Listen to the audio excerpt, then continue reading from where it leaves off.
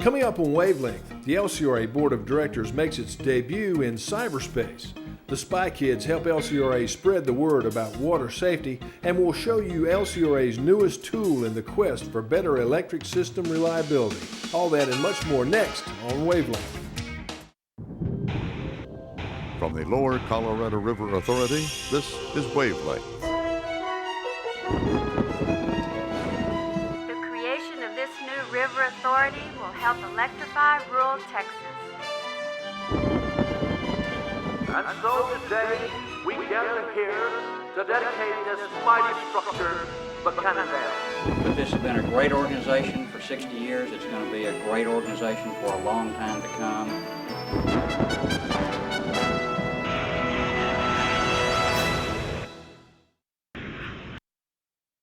Hi everyone, welcome to the June 2002 edition of Wavelength.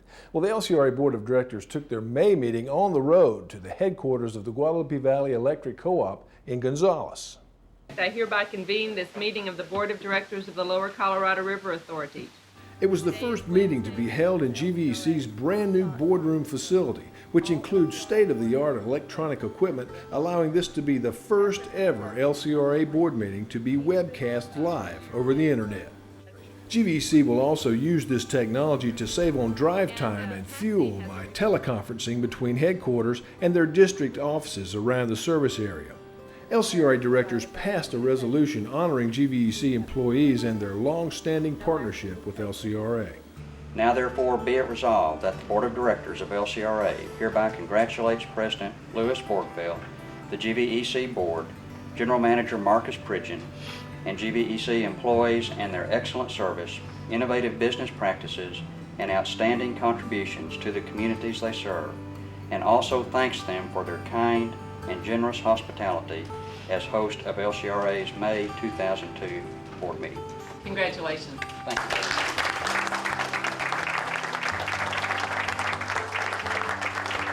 you. LCRA and GVEC have been partners for 53 years.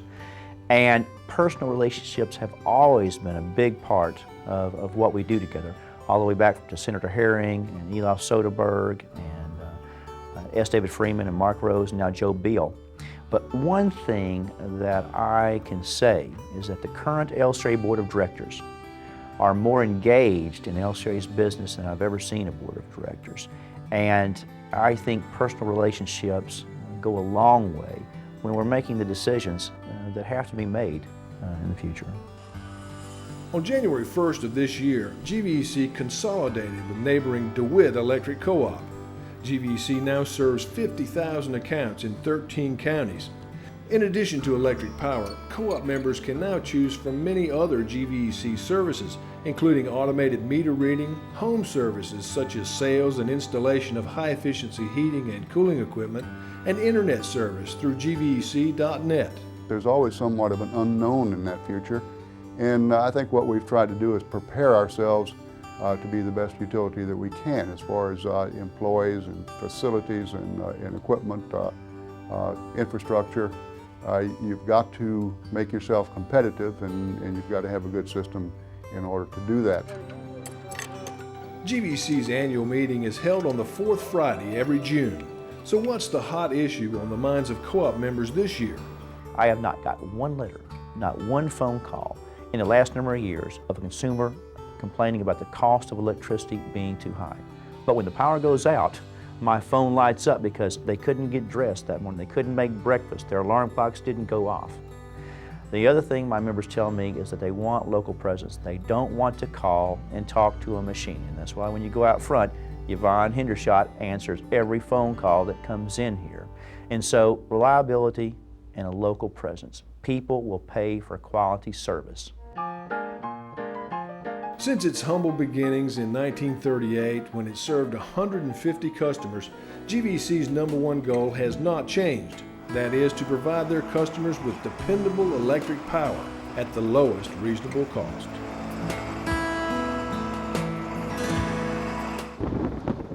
Last year, a record-setting 8 drownings occurred on Lake Travis, and already this spring there have been several serious injuries on the Highland Lakes and a fatal boating accident on Lake Buchanan.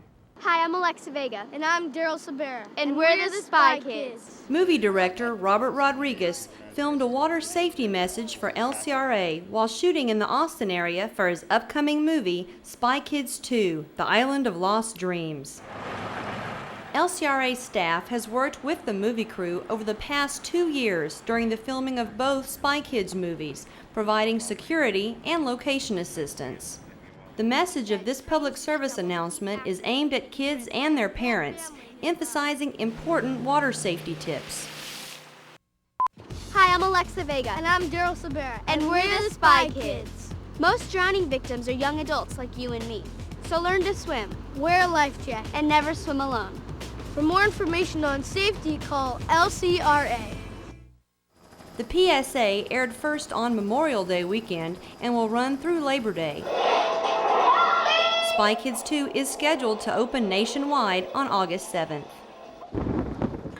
When you flip the switch, the lights come on. It's something most of us take for granted, but keeping that electricity flowing takes a tremendous coordinated effort between the LCRA and its wholesale electric customers. From the power plants to the transmission lines, from the substations and distribution lines into our living rooms and businesses. For LCRA's transmission services employees, preventing power outages is their #1 priority. Weather is the primary cause of power outages. Lightning strikes, wind, and storms are responsible for 60% of the fault events in the LCRA system. Equipment problems cause 11% of the faults, and animals such as snakes and raccoons cause 7%. In its quest for improved reliability, LCRA has created the System Reliability Team, or SRT. This 9-member group from every area of transmission services tries to identify the cause of each outage, then recommend corrective action. They also look at the overall system for long-term ways to improve reliability. The goal is to get this number down to less than 5, and we're doing fairly good on the 138 and 345 systems. Welcome to Storm 2002. STORM, that stands for Substation and Transmission Line Operating and Reliability Meetings. Started last year, these meetings are geared toward improving our transmission system reliability through better communications and cooperation between LCRA and its 43 wholesale electric customers.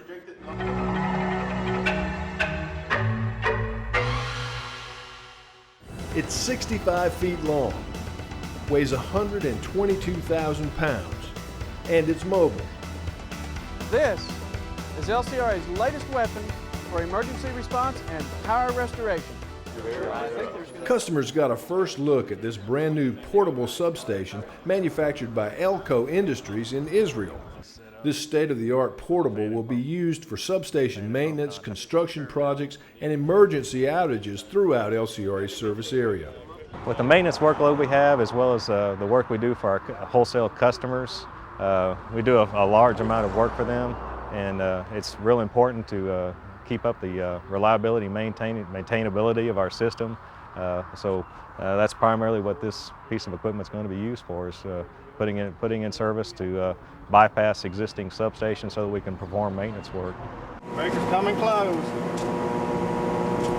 This was the first field test for the new portable substation, which also served as a training session for crews to become familiar with the new equipment. And what we're going to do here is we're open behind the portable, we're grounded. As always, this kind of work is done with safety as the #1 priority. So work in the substation each day begins with a tailboard meeting. The outside portion of the mesh that you see here is energized. This new kind of animal deterrent fence is proving to be very effective in keeping animals away from transformers and relays in substations. Animals come into substations looking for food in the form of birds and their eggs. The events caused by these climbing animals often result in much longer outages. The reason for the longer duration is the fact that when something comes into contact, you have a lot of unwanted current flow in places that it wasn't designed to be, and therefore the damage that results to the equipment, be it to the bushings, insulators, arresters on top of transformers, is typically catastrophic and requires quite a bit of maintenance. Keeping the right-of-way clear of trees and brush is another way LCRA works to prevent power outages. This flail mower is just one part of an integrated vegetation management program at LCRA. When you have encroachment like that from an aerial aspect, when the vegetation can reach up and actually contact the conductor or potentially trip it out, you end up with things like an outage or damaged equipment. And that's where we come in. That's what we do. We try to approach this in a proactive manner so that we keep that from happening. Because the last thing we want is vegetation to get up there and cause an outage where customers lose power, or to damage equipment, which even becomes more costly to have to repair it. LCRA has 262 substations. Each one is inspected monthly, looking for and correcting potential problems before they can cause a bigger problem. As is, we are pretty good in ERCOT. You know, ERCOT has so many other utilities, and compared to them, we are doing fine. But we are not satisfied just with doing fine. We want to be excellent. We want to set the example for other utilities to follow. And so our focus has been for last several years enhancing the reliability in all aspects, making sure the maintenance is done right, making sure we do the right kind of maintenance at the right time. A second new portable substation is on order and should be in service this summer.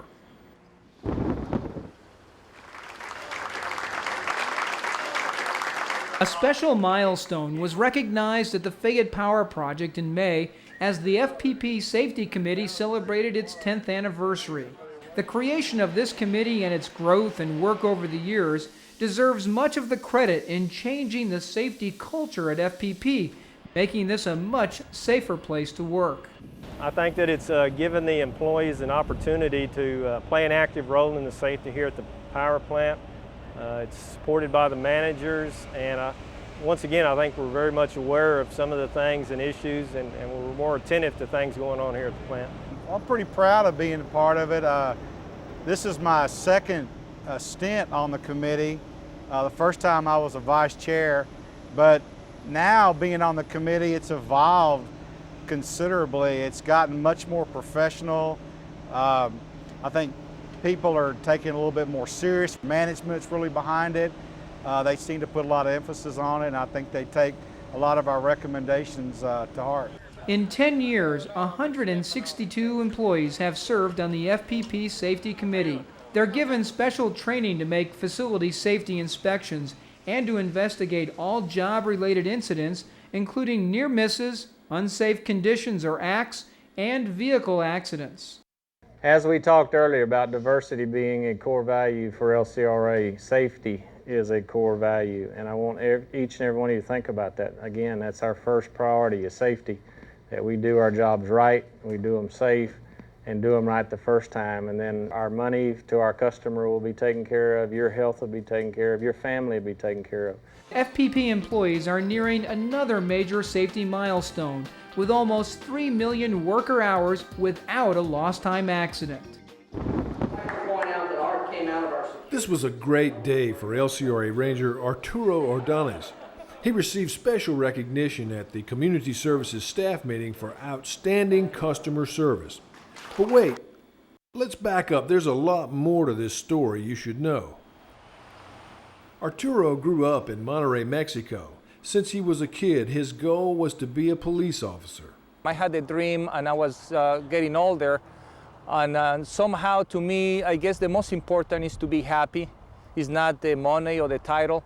And in order to reach my dream and be in a very professional police force, that was to come to the United States. After working as an officer for the Los Angeles School District, Arturo came to Texas. In 1997, he was hired as a security officer at the LCRA. 2 years later, he was promoted to Ranger. After 5 years, I feel like the same day when Public Safety Director Rusty Pancos offered me the job as a security officer. I told him on the phone, "You just made my day." And I feel the same way, and I want to take this opportunity to thank the LCRA for all the time and training and opportunities that I have received in the last almost 5 years. Arturo was recognized recently for his assistance of a stranded motorist who had hit an animal and disabled her car on Highway 71 near Smithville. Arturo called a wrecker, notified her husband of the situation, and helped calm the shaken driver and her mother. He has been going to college, improving his language skills and his education, and he will graduate from college in May. So it's also a story of self-help. In addition to that, Arturo represents one of our other foundation values at LCRA, that of diversity, which we are heavily involved in. And he epitomizes the kind of employee that we are looking for. He's bright, he's a hard worker, he's energetic, and he brings a lot to the LCRA. Show me 1076 to Park Prairie. Arturo says he loves his job and that it has its own special rewards. It's basically the feeling that you get when you help somebody and you know that you made the difference. Then basically what you did, all the skills that you have, they are good for something positive to help anybody that needs help in an emergency situation. By the way, Arturo and his wife Maggie have a recent addition to their family, 11-month-old son Isaac.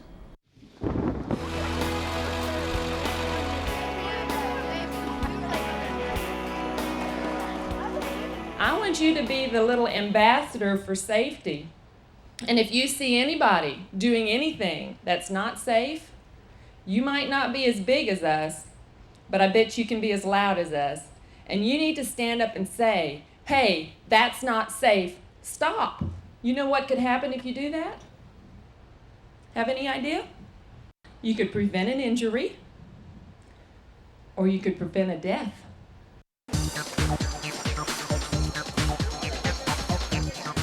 You find a container that's got these warning signs on it, or these labels, or with these words or phrases. What do? Leave it alone! Don't pick it up! Okay, then what do? Go tell Mom and Dad! Good. This is a deer rifle, pointed in a safe direction. People sometimes reach in places where they shouldn't, and they put their hands, and that's why it has that danger sign. Every time you get on one of these machines, you have to realize that it's a dangerous machine, and so you always have to be thinking about how I can be as safe as possible to make sure I don't get injured on it.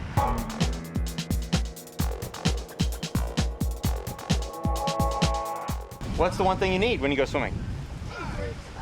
You need a buddy. You gotta have a friend with you. You gotta have somebody that knows what you're doing, who you are, where you're going. When people wear these things right here, they have a better chance of surviving a car wreck than with this off. We are going to do around power lines now. Stay away from them. That's what I wanted to hear.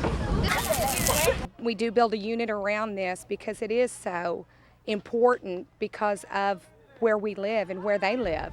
And we just appreciate LCRA for providing this for our children because a lot of the things that they talk about the students aren't aware of. They're telling us all safety rules and like how to safety like on a bike and a lawnmower and swimming and everything. Do you think this is important? Mm-hmm. Why? Because you could get killed if you don't listen to the rules. I say that I had a lot of fun and stuff because, I mean, I learned a lot of stuff. I didn't know you could get a ticket for riding bikes and stuff, and so, I mean, it was a really good experience for me. So what we're going to show you today is if we come up on an accident that you've been involved in, we're going to show you what we do to you out there, okay?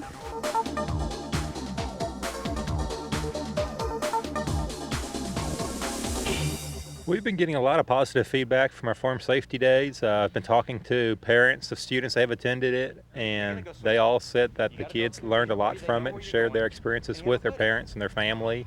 That's really what we're trying to do because we only get about 300 kids out here, but if we can get each kid to share that information with his parents, with his brothers and sisters, grandparents and friends, we can actually reach several thousand people throughout the community.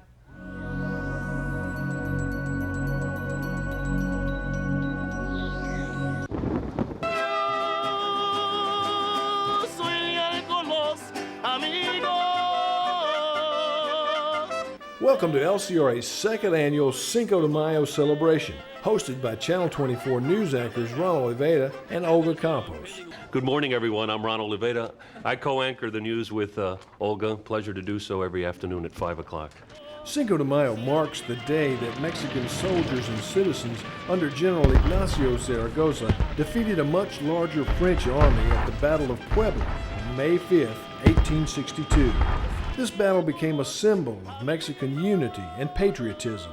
Today, Cinco de Mayo has become popular in many U.S. cities and celebrates not only history, but Mexican culture, food, music, and customs. The introduction to have children come next year and be part of this educational effort, the few youngsters that were here today, they take away so much more. It's what we want to teach our own children. It's what we want to teach our viewers at KVUE. It's important because it's the blend of cultures, of history, that make us who we are, Tejanos, Texans, and Americans. We've got complete management support. We don't just put diversity down and speak to it, we actually do it. We appreciate and celebrate all aspects of the cultures here in the company.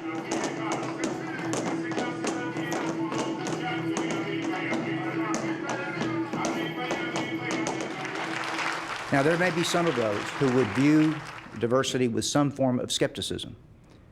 And with this regard, I welcome it, because I think it is when we share these counter views and discuss with one another various points of views that it makes us stronger.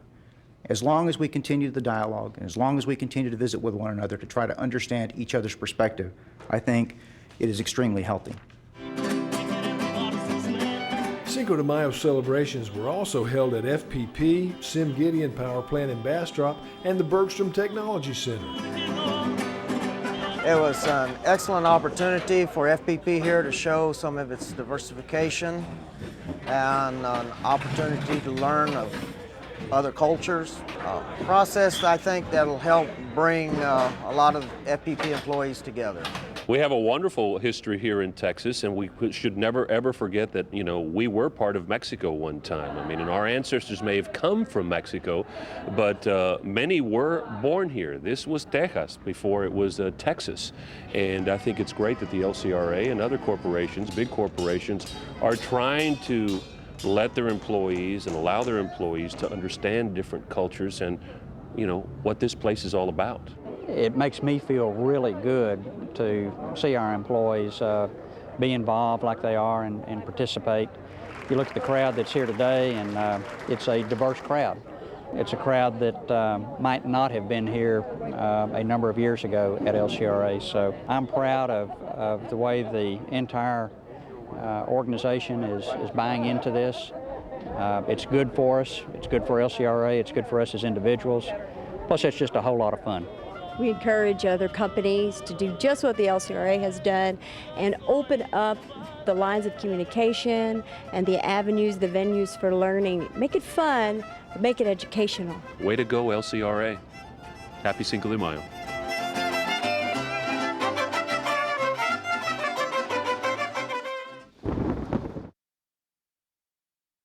Would you know what to do if your child was choking or another family member had a heart attack?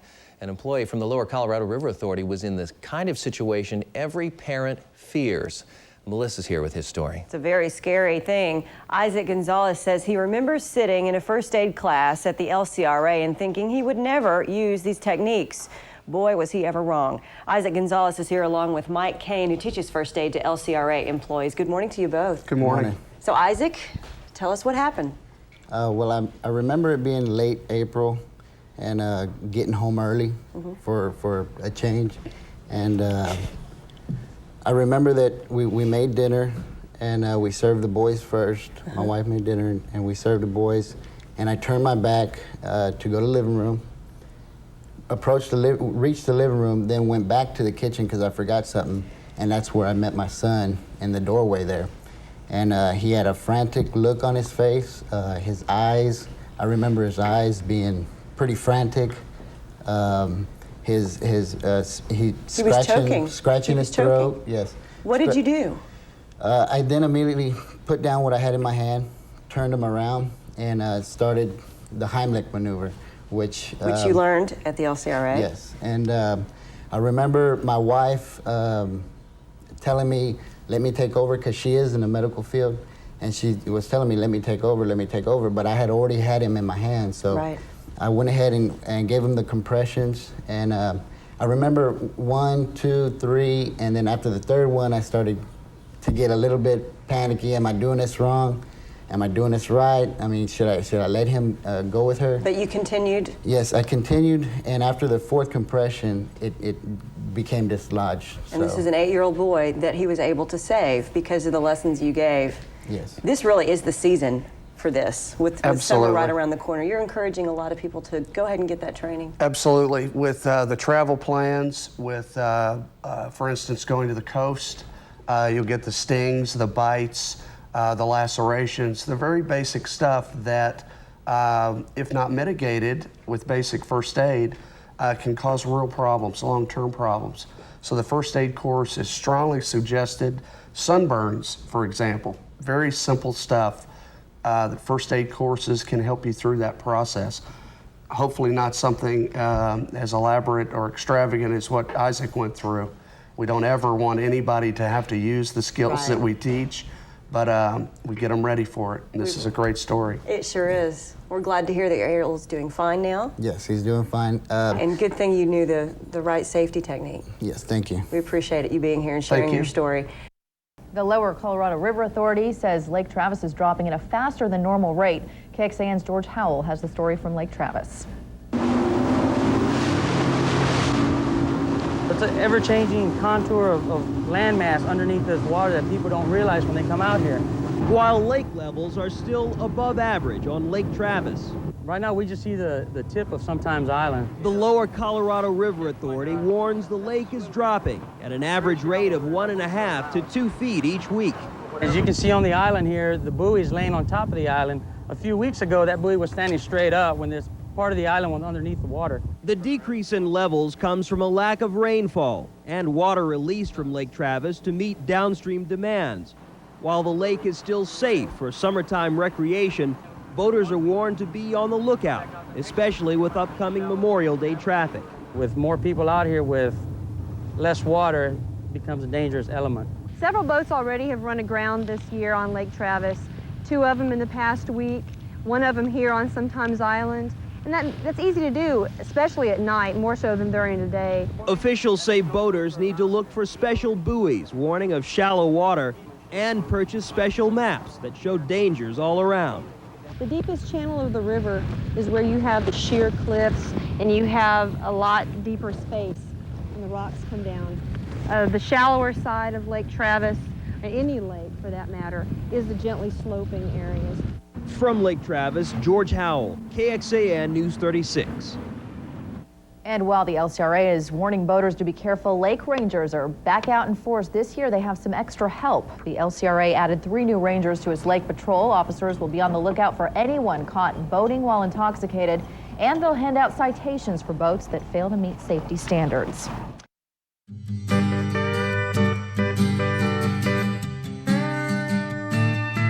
Well, that's it for this edition of Wavelength. We'll look forward to seeing you again next time.